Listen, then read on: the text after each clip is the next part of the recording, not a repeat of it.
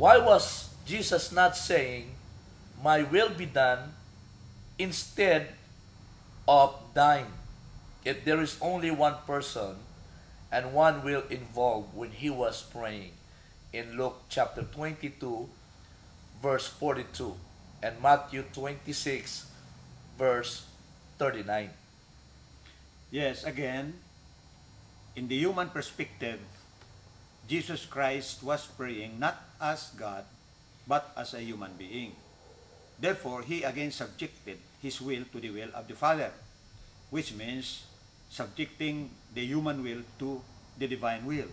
Because again, Jesus Christ was praying not as God, but as a human being. And so, yan ang ibig sabihin niya, that not my will be done, but thy will be done.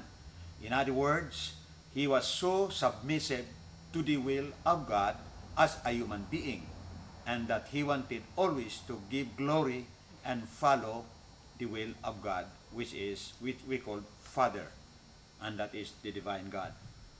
Since the Bible teaches us that Jesus is in bodily form now according to Colossians chapter 2 verse 9, then how does the Christian or the honest believers maintain that God is in the form of the Holy Spirit?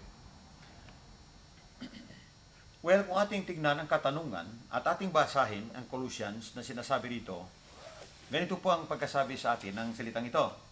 For in Him dwelleth all the fullness of the Godhead bodily. Verse number 10, and you are complete in Him which is the head of all principality and power. Kung ating pong mapapansin, mga kapatid, ang sinasabi dito na tungkol sa tinatawag na Godhead. All of the fullness of the Godhead bodily dwelleth in Him. Ang buong kapuspusan ng pagkadiyos.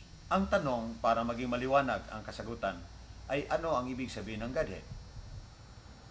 Okay mga kapatid, ang Godhead ay ang tatlong malalaking gawain na ginagawa ng ating Panginoon.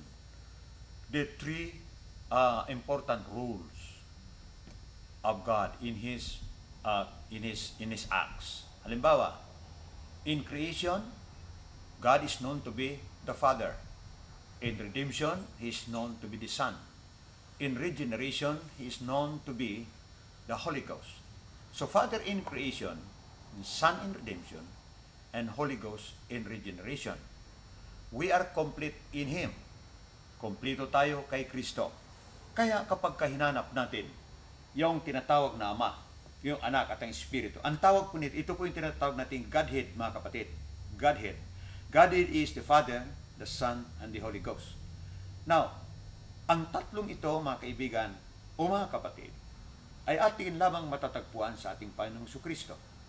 Maraming beses na nagsasalita ang ating Panginoon tungkol po sa Father, an implied statement, because He could not point to Himself as the Father sapagkat siya ay nasa laman.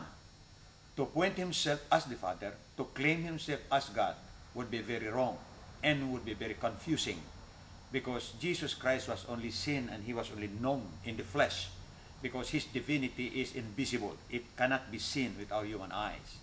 Kaya He only made many implied statements such as, ang sabi niya, I and my Father are one, John 10:30. And in John chapter 14, He made many implied statements, saying, mga kapatid ko, na if you have seen me, you have seen the Father. If you have known me, you have known the Father. I am in the Father, and the Father is in me. From now on, you know Him and you see Him. Lahat ng mga pananalitang ito ay pananalitang nagpapahiwatig tungkol sa Ama, na itong Amang ito ay hindi din naman iba, kundi ang makadiyos o divine na kalikasan ng ating Panginoong Kristo. In fact, mga kaibigan at mga kapatid, ang pagkatao ng ating Panginoong Kristo, gaya ng sinabi ko sa inyo, ay hindi po ito Diyos.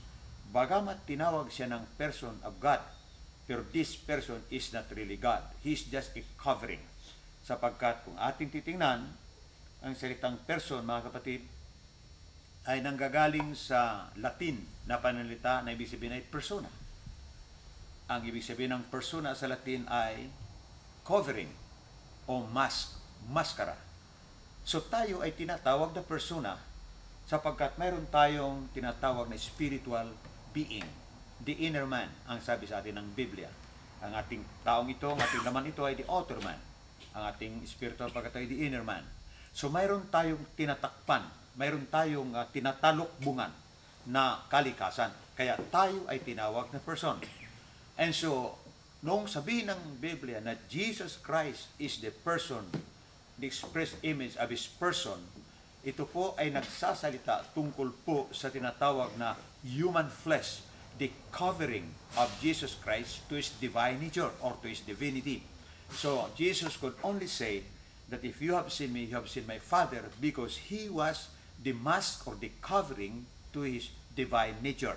Kaya, ang tinatawag na Godhead ay ang tatlong malalaking gawain na ginagampanan ng ating Panginoong Diyos as a Creator, as a Redeemer, and as a regenerator or giving us regeneration. Father, Son, and Holy Ghost is only found in the human body of Jesus Christ. That's why the Bible said, for in Him dwelleth all the fullness of the Godhead bodily. Yan po ang ibig sabihin niyan.